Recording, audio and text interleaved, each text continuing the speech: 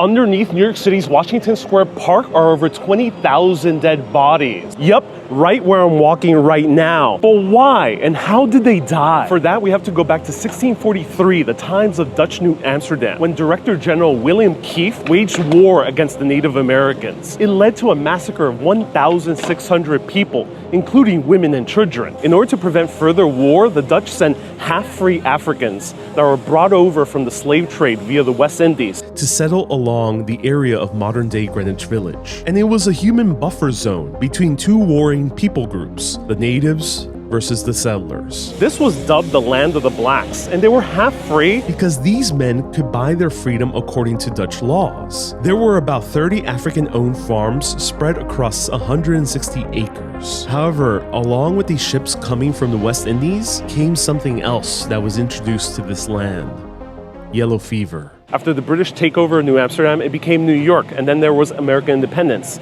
and the land of the blacks was no longer. However, the New York City government in 1797 bought this part of farmland for $4,500 in order to make it a potter's field. It's not a place to throw away your pottery.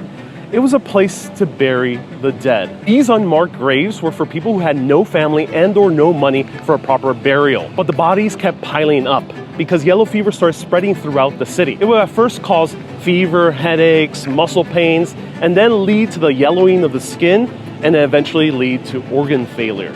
In 1798 alone, 2,100 people perished, and many of them were buried right here. Yellow fever epidemics kept recurring through the next 2 decades. Along with the area by the modern-day fountain was converted into a gallows. Or in 1819, a black servant by the name of Rose Butler was wrongfully accused of arson and hanged with 10,000 spectators watching. These burials of 20,000 people underneath our feet was largely forgotten to history as this area developed to become the premier neighborhood for New York City's wealthy. However, in 1965, Con Edison, the electrical company, was working on the sidewalk and found a burial vault 3.5 feet underneath with 20 coffins. And then again, it happened in 2015. The bodies are still here as people still party and relax in this park today. Let me know, does this change how you see Washington Square? Stay curious, my friends.